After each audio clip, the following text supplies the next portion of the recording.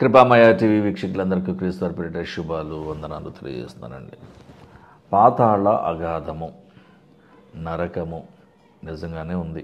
అది భూమి క్రింద ఉందా, భూమి ప్రక్కన ఉందా, ఫలానా బ్లాక్ హోల్లో ఉందా, లేదంటే ఈ విశ్వంలో ఎక్కడైనా ఉందా, ఎక్కడైనా దేవుడు మనకు తెలియకుండా మిస్టీరియస్గా ఉండడానికి రహస్య ప్రదేశంలో మనం ఎప్పటికీ కనుక్కోలేనటువంటి ప్రదేశంలో దాచిపెట్టాడా అనే విషయము దేవుడు మనకు చెప్పలేదు. కాబట్టి దాని గురించి ఎక్కువగా మాట్లాడద్దు. కానీ చాలామందికి ఈ పాతాళ అగాధము గురించి ప్రశ్నలు ఉన్నాయి. కాబట్టి నేను ఒక చిన్న వీడియో చేద్దామని అనిపించింది.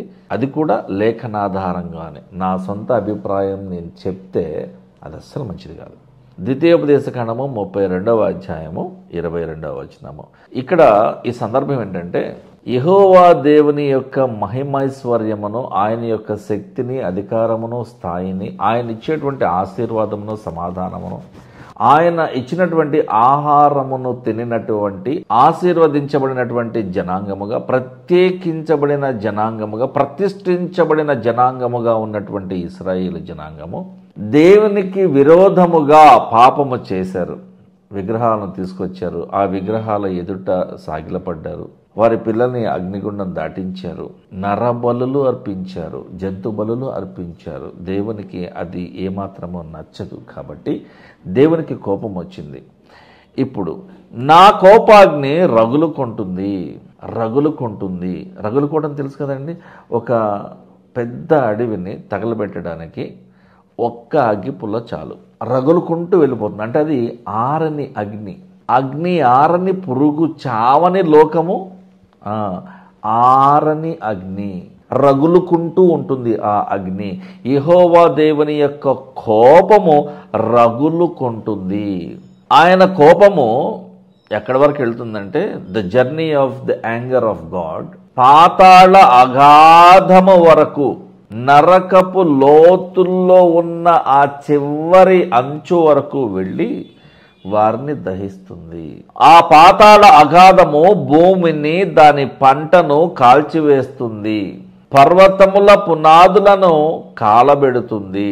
దేవుడు ఈ సృష్టిని సృష్టించి మనతో ఆయన ప్రయాణము చేసినటువంటి కాలము మొత్తము, ఆ సంవత్సరాల సంఖ్య ఎంత అంటే కేవలము 6024 సంవత్సరాలు అంతే. ఈ 6024 సంవత్సరాలలో మనిషి చదువు పేరిట, జ్ఞానము పేరిట, పరిశోధనల పేరిట ఎంతో ఎత్తుకు ఎదిగిపోయాడు. బరువైనటువంటి ఓడలను నీళ్ల మీద తేలాడేలాగా చేయడం ఎలాగో నేర్చుకున్నాడు. బరువైనటువంటి విమానాలను గాల్లో ఎగరేయడం ఎలాగో నేర్చుకున్నాడు. చాలా ప్రమాదకరమైనటువంటి ఆయుధాలను మనిషి తయారు చేసుకున్నాడు. తన నాశనానికి తానే ఒక పునాది వేసుకున్నటువంటి వాడే మనిషి. సాధ్యమైతే సమస్త మనుషులతో సమాధానంగా ఉండండి అని దేవుడు మనకు సెలవిస్తే, మనము మాత్రము సాధ్యమైనంత మట్టుకు యుద్ధ వాతావరణాన్ని క్రియేట్ చేసుకుంటున్నాం. కులాల పేరిట చంపుకుంటున్నారు, మతాల పేరిట అసహించుకుంటున్నారు, రాజకీయాల పేరిట ఇవాళ హత్యాకాండలు జరుగుతూ ఉన్నాయి. అంటే మనిషి స్వార్థపరుడైపోయాడు, అసూయ పడుతున్నాడు. మనిషికి విపరీతమైన ద్వేషం పెరిగిపోతుంది. నా వారు బాగుండాలి, నా కుటుంబం బాగుండాలి అని అనుకుంటున్నాడు. ఎంత ఎత్తుకు మనిషి ఎదిగినా, ఎంత చదువుకున్నా, విజ్ఞాన రంగంలో, సాంకేతిక రంగంలో ఎంత పైకి వెళ్ళిపోయినా సరే, ఈ 6024 సంవత్సరాల కాలములో మానవ మేధస్సుకు అర్థం కాని, అంతుపట్టని, ఒక కొలిక్కి రాలేకపోతున్న కొన్ని విషయాలలో ఈ పాతాళ అగాధము, మన భాషలో నరకము కూడా ఒకటి. ఇదిగో అక్కడుంటుంది, ఇదిగో ఇక్కడుంటుంది, ఇదిగో ఇలా ఉంటుంది, స్వర్గం ఎలా ఉంటుంది, నరకం ఎలా ఉంటుంది అనేటువంటి ఊహాగానాలు తప్ప ఇదే నిర్దిష్టంగా తప్పకుండా ఇదే అని మనకి ఒక స్పష్టత లేదు. So hell is a mysterious thing. మన మానవ జ్ఞానమునకు అందని, దానికి మించినటువంటి విషయం. కాబట్టి మనం దీని గురించి ఎక్కువగా మాట్లాడి సమయం వ్యర్థం చేసుకోవడం మంచిది. ఈ ప్రకృతిలో ఉన్నటువంటి విషయాలను మనం కొంచెం పరిశోధించి చూడగలిగితే, సూర్యుని యొక్క కోర్ పార్ట్లో, అంటే సూర్యుని యొక్క కేంద్ర భాగములో ఉండేటువంటి వేడి టెంపరేచర్ ఎంత అంటే 1,50,00,000 డిగ్రీల సెల్సియస్.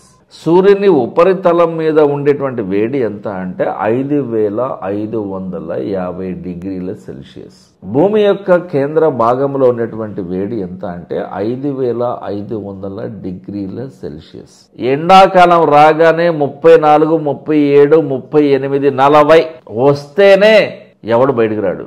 ప్రమాద హెచ్చరిక నంబర్ 1 ఎగరవేయబడింది, జారీ చేయబడింది. మీ ఇష్టం, మీ ప్రాణాల మీద ఆశ ఉంటే, తీపి ఉంటే ఇంట్లోనే ఉండండి, బయటికి రావద్దు. ఇదిగో మీ బాడీ డీహైడ్రేట్ కాకుండా పుచ్చకాయలు తినండి, కొబ్బరి నీళ్ళు తాగండి, మంచినీళ్ళు తాగండి, వీలైనంత వరకు చల్లగా ఉండండి, నెత్తి మీద క్లాత్ వేసుకోండి, ఈ జాగ్రత్తలను చెప్పుకుంటూ ఉంటారు కదా. మరి ఈ భూమి లోపల ఎంత వేడుందో చూసారా? అయినా కూడా సముద్రాలు ఇంకిపోవడం లేదు. నదులు ఇంకిపోతాయి కానీ సముద్రాలు ఇంకిపోవడం లేదు. ఎందుకంటే సముద్రంలో ఉండేటువంటి నీళ్లు ఉప్పు నీళ్లు తొందరగా ఆవిరి కాలేవు. అందుకనే దేవుడు ఈ భూమిని బ్యాలెన్స్గా ఉంచడానికి, ఇది తిరగడానికి చాలా ఫిజిక్స్ వాడేశాడు. ఆయనకంటే గొప్ప ఫిజిసిస్ట్ ఎవడు లేడు, ఆయనకంటే గొప్ప ఫిజిషియన్ ఎవడు లేడు, ఆయనకంటే గొప్ప ఆర్కిటెక్ట్ ఎవడు లేడు, ఆయనకంటే గొప్ప ఇంజనీర్ ఎవడు లేడు, ఆయనకంటే గొప్ప డాక్టర్ ఎవడు లేడు, ఆయనకంటే గొప్ప సర్జన్ కూడా ఎవడు లేడు, ఆయనకంటే గొప్ప టీచర్ కూడా ఎవడు లేడండి, ఆయనకంటే గొప్ప స్పీకర్ కూడా ఎవడు లేడు. అన్ని క్యారెక్టర్స్లో, అన్ని కేటగిరీస్లో, అన్ని డెసిగ్నేషన్స్లో ఆయనే ఉంటాడు. ద బెస్ట్ ఆయనే. ఏ సీజన్లో టెంపరేచర్ ఎంత ఉండాలి, వర్షం ఎంత పడాలి, మంచు ఎంత పడాలి, ఏ ప్రాంతంలో ఎలా ఉండాలి అనేది డిసైడ్ చేసింది ఆయనే. మనం వేడి గురించి ఎందుకు మాట్లాడుకుంటున్నామంటే నరకం వేడిగా ఉంటుంది కాబట్టి. నరకంలో ఏసీలు ఉండవు, ఫ్యాన్లు ఉండవు, అక్కడ నీళ్లు ఉండవు. అక్కడ ధనవంతుడైన లాజరు చనిపోయి నరకానికి వెళ్ళిపోయిన తర్వాత ఇవి సర్వసుఖాలు అనుభవించి దేవునిని లెక్క చేయకుండా వచ్చినట్టు బ్రతికినటువంటి ఈ ధనవంతుడైన లాజరు నరకంలోకి పడిపోయిన తర్వాత అబ్రహాముతో మాట్లాడుతూ, మా ఆత్మలకు మా పితరులకు తండ్రివైన అబ్రహామా, నీ చిటికెన వేలుతో ఒక్క చుక్క నా నోట్లో వేయ నాయనా, ఈ వేడికి నేను తట్టుకోలేకపోతున్నానని నరకంలో కాలిపోతున్నటువంటి ఈ ధనవంతుడైన లాజరు అంటున్నాడు. కాబట్టి there is no water facility in the hell. నరకం భయంకరంగా కాలిపోతుంటుంది. సూర్యుని కేంద్ర భాగంలో మనకి 1,50,00,000 డిగ్రీల సెంటిగ్రేడే ఉన్నది, కానీ నరకంలో అంతకంటే చాలా ఎక్కువ ఉంటుంది. ఏమండి, 5,600 డిగ్రీలు ఈ భూమి కేంద్ర భాగంలో ఉంటుందా? ఏంటయ్యా ప్రూఫ్ అని అడుగుతారేమో. అప్పుడప్పుడు అగ్నిపర్వతాలు బద్దలవుతుంటే దానిలోంచి లావా వస్తూ ఉంటుంది. ఈ లావా ఎంత వేడిగా ఉంటుందో ఒకసారి మీరు గూగుల్లో కొట్టుకుని అర్థమవుతుంది. ఎక్కడున్నాయి ఈ లావా? ఎక్కడుంది? భూమి కేంద్ర భాగములో, in the core part of the ఎర్త్లో ఉన్నది.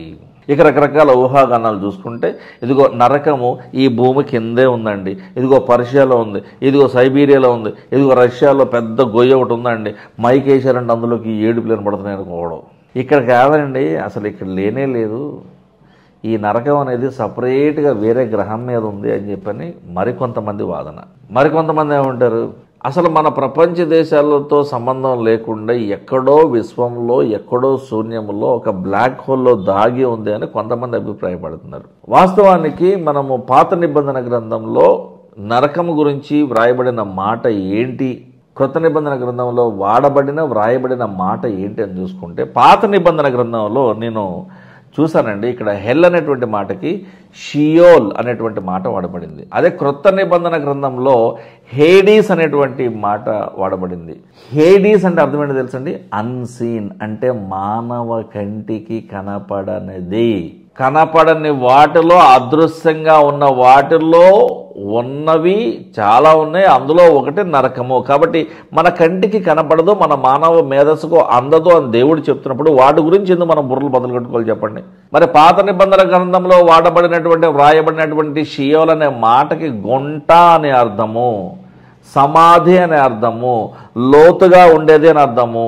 మీరు షియోల్ తీసుకున్నా, లేదా హేడేస్ తీసుకున్నా ఈ రెండు కూడా మనకు అర్థం కానటువంటి ప్రదేశాలే. ఒక మిస్టీరియస్గా, ఒక రహస్యముగా, గోప్యముగా ఉంచబడినటువంటివే. అక్కడ వరకు ఎందుకండి, మోషే గారి శరీరం ఏమైందో మీకు తెలుసా? దేవుడు ఆయన శరీరాన్ని ఎక్కడ పాతి పెట్టాడో మనకు తెలుసా? లేఖనాధారం ఉందా? కానీ యేసుక్రీస్తు ప్రభువారు తనను తాను మహిమపరుచుకున్నప్పుడు, ఆయన రూపాంతరము చెందినప్పుడు ఏలియా కనిపించినాడు, మోషే కూడా కనిపించినాడు. మోషే గారు అక్కడ చనిపోయినాడు, నెబో శిఖరం ఎక్కమన్నాడు, అక్కడ చనిపోయాడు. అటు తర్వాత మోషే గారి శరీరం ఎక్కడుందో మికాయేలుకు సాతానుకు ఒక పెద్ద గొడవ కూడా జరిగింది. అదో పెద్ద పంచాయతీ. రాబోయే రోజుల్లో మోషే గారి సమాధి పంచాయతీ అనే ఒక టైటిల్ మీద ఒక వీడియో చేస్తాను, అప్పుడు మీకు చెప్తా విషయాలన్నీ. కాబట్టి శరీరం ఏమైందో కూడా దేవునికి తప్ప ఎవరికి తెలియదు. మోషే గారి శరీరం దొరికిందనుకోండి, ఇశ్రాయేలీలు పెద్ద గుడి కట్టేసి ఆ శవానికి ఒక సమాధి కట్టి, ఆ సమాధి మీద ఒక గుడి కట్టి ఆయన్నే పూజిస్తుంటారు. ఎందుకంటే దేవుడిని పరిచయం చేసినటువంటి మోషేనే మాకు దేవుడు అంటారు. నిజమైన దేవుడిని మర్చిపోయే అవకాశాలు ఉన్నాయి, అక్కడ ఉన్నాయి. కాబట్టే అహరోను సమాధిని పక్కన పెట్టాడు. ఎందుకంటే అహరోను ఒట్టి యాజకుడే, ఆయన ప్రవక్త కాదు, ఆయన నాయకుడు కాదు. కాబట్టి మోషేనే నమ్ముకున్నారు. మరి మోషే శరీరం ఏమైంది? మిస్టరీ, మనకెందుకు? కానీ ఆయన మళ్ళీ కనిపించాడు. యేసుక్రీస్తు వారు రూపాంతరం చెందినప్పుడు కనిపించాడు. అంటే ఆయన ఆత్మ భద్రపరిచి ఉంచబడింది దేవుని చేత. మన ఆత్మను దేవునికి అప్పగించుకోవాలి, మన శరీరాలను దేవుని కొరకు వాడాలి, ఆయన సువార్తను ప్రకటించాలి. ప్రకటించడం వరకే మన బాధ్యత. ఎంతమంది మారుతారో అది దేవుని చిత్తం. ఆయన అనుమతి చొప్పున ఒకడు మారుతాడు. అంతేకాని నేను బైబిల్ ప్రకటించాను, నేను వాక్యం ప్రకటించాను, నేను సువార్త చెప్పాను, నీ వల్ల ఎవడ మారడరా బాబు. కీర్తనాకారుడు 9వ కీర్తనలో రాస్తున్నాడు చూడండి, 17వ వాక్యము. దుష్టులను అనగా చెడ్డవారు, అనీతిమంతులు, దేవునిని మరిచిపోయేటువంటి జనులందరూ కూడా పాతాళమునకు దిగిపోతారు. దిగిపోతారు అంటే కిందకే పైగా కిందకే. కాబట్టి ఇప్పుడు కొంతవరకు మనకి స్పష్టత ఏమొస్తుంది? నరకం పైన ఎక్కడో లేదురా బాబు, కిందే ఉంది. ప్రకటన గ్రంథము 1వ అధ్యాయము 18వ వచనంలో నేను మొదటివాడను, యేసుప్రభు వారు మాట్లాడుతూ, నేను కడపటివాడను, నేను జీవించేవాడను, జీవింపచేసేవాడు కూడా ఈయనే. మృతుడనైతిని కానీ ఇదిగో యుగ యుగములు సజీవుడనై ఉన్నాను. చనిపోయిన మాట వాస్తవమే. ఆ మరణపు ముళ్ళును విరిచి తిరిగి లేచి గెలిచి జయోత్సాహముతో మరణపు ముళ్ళును విరిచానని చెప్పని అందరికీ చాటింపు వేశాడు యేసు ప్రభువు. మరణము యొక్కయు పాతాళ లోకము యొక్కయు తాళపు చెవులు నా ఆధీనములో, నా స్వాధీనములో ఉన్నాయి. కాబట్టి ఇప్పుడు నిన్ను పరలోకానికి తీసుకువెళ్ళాలన్నా, పాతాళంలో పడేయాలన్నా యేసు ప్రభువుకే సమస్త అధికారము ఉన్నది, ఇవ్వబడింది. లూకా సువార్త 10వ అధ్యాయం 15వ వచనంలో, ఓ కపెర్నహూమా, ఆకాశము మట్టుకు హెచ్చింపబడిదవా నీవు పాతాళము వరకు దిగిపోయేదవు, మళ్ళీ ఇక్కడ దిగిపోయేదవు అనున్నది. ఇక్కడ ఇందాక కీర్తనకారుడు అలాగా రాసినాడు. ఇప్పుడు ఇక్కడ లూకా గారు కూడా పాతాళము వరకు దిగిపోయేదవు అని అంటున్నాడు. ఏమండి, యేసుక్రీస్తు ప్రభువు నరకంలోనికి దిగి వెళ్ళాడు, అక్కడ సువార్త ప్రకటించాడు, కొంతమందిని రక్షించాడు. యేసు ప్రభువు శిల్వ మరణము తరువాత ఆయనను సమాధిలో పెట్టిన తర్వాత సమాధి నుండి డైరెక్ట్గా ఆయన నరకానికి వెళ్ళి అక్కడ సువార్త ప్రకటించాడు అని కొంతమంది వాదిస్తూ ఉంటారు. వాళ్ళ వాదనలో మనకి కనబడేటువంటి కొన్ని ఈ లేఖన ఆధార భాగాలు ఏంటి అంటే, ఎఫెసీ పత్రిక 4వ అధ్యాయము 9వ వచనంలో ఆరోహణమాయను, యేసుక్రీస్తు ఆరోహణమయ్యాడంటే అర్థం ఏంటి? భూమి యొక్క క్రింది భాగములకు దిగను అని అర్థమిస్తున్నది కదా అని పౌలు గారు రాస్తున్నాడు. ఆయన క్రిందికి వెళ్ళి మళ్ళీ ఆరోహణమయ్యాడు అంటే పైకి వెళ్ళాడు అని అర్థం. సో కిందికి వచ్చాడంటే ఇప్పుడు దీనిలో రెండో అర్థం కూడా ఉంది. పరలోకము నుండి మానవ అవతారిగా ఈ భూలోకమునకు వచ్చినటువంటి క్రీస్తు కింద నుంచి, కింద నుంచి ఈ భూలోకం అనేటువంటిది పరలోకానికి కింద, ఇక్కడి నుంచి కూడా పైకి వెళ్ళాడని రావచ్చు కదా. ఎక్కడికో దిగి వెళ్ళాడు అనే అర్థం రావాల్సిన అవసరం కూడా లేదు. కాబట్టి దీనికి రెండు రకాల అర్థాలు మనకి ఇక్కడ కనిపిస్తున్నాయి. అపొస్తలుల కార్యముల గ్రంథము 2వ అధ్యాయము 24వ వచనంలో మరణము యేసును బంధించి ఉంచుట అసాధ్యము కనుక లోపల బంధిస్తారండి, బయట కూడా బంధించడండి, లోపల బంధించి ఉంచుట అసాధ్యము కనుక దేవుడు మరణ వేదనలను తొలగించి క్రీస్తును మరణము నుండి లేపాడు. హోషే గారు కూడా 13:14 రాస్తున్నాడు, పాతాళ వశములో నుండి నేను వారిని విమోచిస్తాను, మృత్యువు నుండి వారిని రక్షిస్తాను. ఓ మరణమా నీ విజయం ఎక్కడ, ఓ మరణమా నీ ముల్లెక్కడ అని విమోచన కార్యము గురించి, ఆత్మీయ మరణము నుంచి ఆధ్యాత్మిక వెలుగులోనికి దేవుడు తీసుకెళ్తాడు. ఈ శారీరక మరణమును తప్పించి ఆరోగ్యాన్ని ఇచ్చేది కూడా ఆయనే. సమస్తము ఆయన చేతుల్లోనే ఉన్నాయి. మరణమా నీ ముల్లెక్కడ, మరణమా నీ విజయం ఎక్కడ? మరణం ఓడిపోయింది. యేసుక్రీస్తు ఆ మరణాన్ని చూసి నవ్వాడు. నువ్వు చావా, నువ్వు మరణమా, చల్ పక్కరాడు, మొత్తం నా చేతిలోనే ఉందన్నాడు ఆయన. జకర్యా గ్రంథము 9:11 నీవు చేసిన నిబంధన రక్తమును బట్టి తాము పడిన నీరు లేని గోతిలో నుండి చెరపట్టబడిన నీ వారిని నేను విడిపించెదను. ఎవరైతే పాపములో పడిపోయి పాపపు ఊబిలో ఇరుక్కుపోయి వలలో చిక్కుబడిన పక్షి వలె విలవిల్లాడుతున్నారో, వాళ్ళలో ఎవరైతే దేవుని వైపు చూస్తారో వారిని ఆ పాతాళపు అగాధము నుంచి రప్పించి తప్పించి వారిని విమోచిస్తానని దేవుడు ప్రామిస్ చేస్తాడు. కొలస్సీ సంఘానికి పౌలు గారు రాసిన పత్రిక 2:15 ఆయనతో కూడా మిమ్మను జీవింపచేసెను, ఆయన ప్రధానులను అధికారులను నిరాయుధులనుగా చేసి శిలువ చేత జయోత్సవముతో వారిని పట్టి తెచ్చి బాహాటముగా వేడుకకు కనుపరచెను.